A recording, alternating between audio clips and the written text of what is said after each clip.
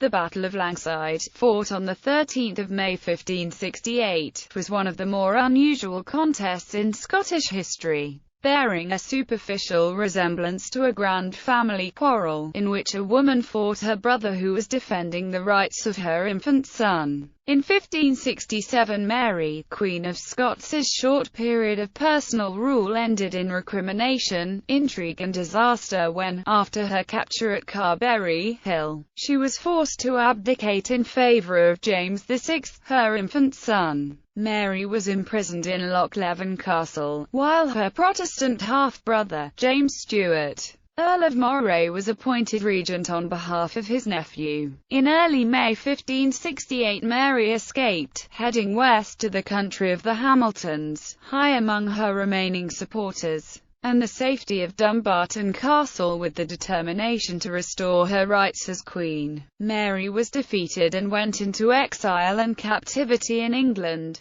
The battle can be regarded as the start of the Marian Civil War. Queen's men. Mary's abdication had not been universally popular, even among sections of the Protestant nobility, and news of her escape were widely welcomed. With an escort of 50 horse led by Lord Claude Hamilton, she arrived in Lanarkshire, soon to be joined by a wide cross-section of the nobility, including the Earls of Argyll, Cassilis, Rothes and Eglinton, the Lords Somerville, Yester, Livingston, Herries, Fleming, Ross, numerous of the feudal barons and their followers. Within a few days Mary had managed to gather a respectable force of some 6,000 men. It was openly declared that her abdication, and her consent to the coronation of James, had been extorted from her under threat of death. An Act of Council was then passed, declaring the whole process by which Mary had been appointed as regent to be treasonable. A bond was drawn up by those present for her restitution, signed by 8 earls, 9 bishops, 18 lords, 12 abbots and nearly 100 barons. Mary's march. It was Mary's intention to avoid battle if possible, retiring instead to Dumbarton Castle, still held for her by John Fleming, 5th Lord Fleming. Here she would be in a virtually impregnable position, well placed to receive the expected reinforcements from the north, and then recover her hold over the country by degrees. With the intention of bypassing Moray, she marched to Rutherglen Castle, meeting loyal supporters, and then on a wide circuit past Glasgow, intending to move by way of Langside, Crookston and Paisley back towards the River Clyde, and then on to Dumbarton on the north side of the Clyde estuary. Moray drew up his army on the moor close to the village of Langside, then several miles south of Glasgow but now well within the city. Kirkcaldy, keeping an eye on the enemy movements, noted that they were keeping to the south of the Clyde,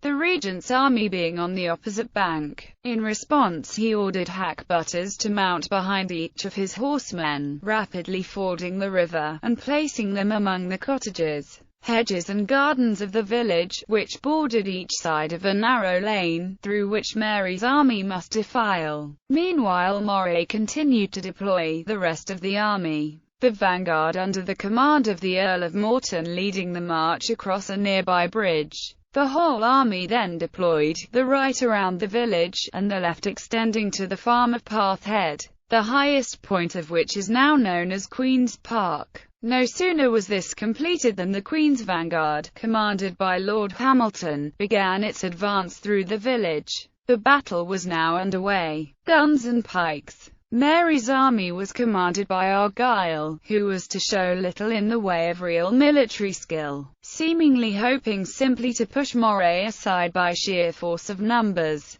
It is even suggested in the sources that he fainted at one point, though this is almost certainly a rumour spread by his enemies. With her army now engaged, the Queen stood some distance to the rear, close to Cathcart Castle on a mound since named as the Court No. As Hamilton attempted to force a passage through Langside, he was met by close fire from Granger's hackbutters. Many in the front ranks were killed, throwing the remainder back on those following, and adding to the general confusion. Hamilton pushed on, finally reaching the top of a hill, only to find the main enemy army drawn up in good order. Morton with the border pikemen advanced to intercept Mary's vanguard. Both sides now met in push of pike. The forest of interlocked spears was now so thick it is said that if those behind threw their discharged pistols at the enemy, the weapons simply rested on the shafts as on a carpet, rather than falling to the ground. Grange, whom Maury had allowed considerable leeway, continued to act with courage and distinction. The regent committed unto the Laird of Grange, the special Ker, as an experienced captain, to oversee every danger, to ride to every wing and encourage and make help where the greatest height was. The battle was now at its height and the outcome still doubtful, until Grange saw that the right wing of the regent's army, consisting of the barons of Renfrewshire, was beginning to lose ground. He immediately galloped to the main battalion and brought reinforcements.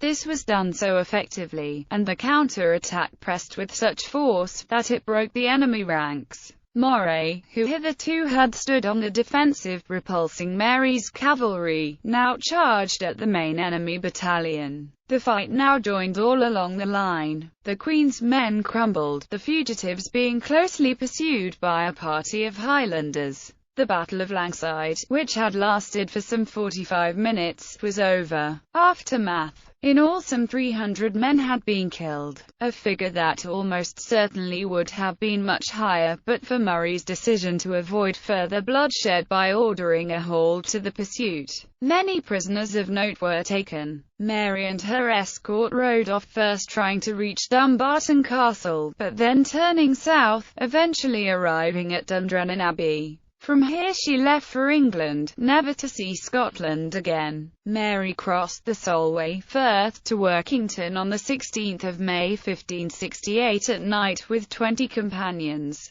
This unexpected event provoked a dispute amongst the English border officials. On the next day she moved to Cockermouth and was greeted by Richard Lowther, the deputy of Lord Scrope at Carlisle Castle. Lowther escorted Mary to Carlisle on the 18th of May. Meanwhile, the Earl of Northumberland, who was at Topcliffe, heard the news from Workington, which was in his jurisdiction. The Earl obtained a letter of authority from the Council of the North at York to be the Scottish Queen's host and to let none of them escape. When the Earl arrived at Carlisle on the 22nd of May, Richard Lowther defied him, and the Vice-Chamberlain of England, Francis Knollys, upheld Lowther's actions. Over the next 5 years, Mary's supporters in Scotland continued a civil war with the regents of Scotland, Queen and King's men. A contemporary list of leading supporters on both sides at the battle survives. For the Queen: Earl of Argyll, Earl of Eglinton, Earl of Cassilis,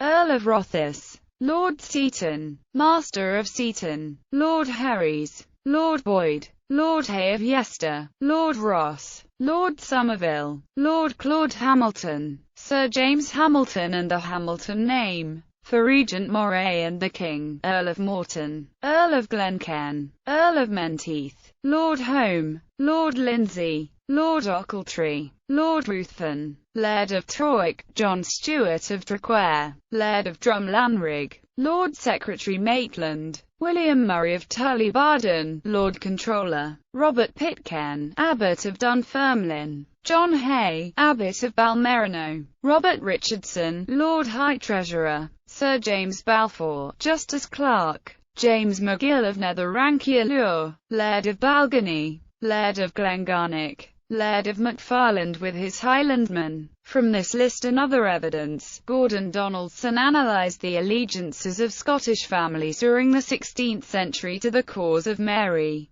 to English or French policy, and to the Scottish Reformation, in his All the Queen's Men.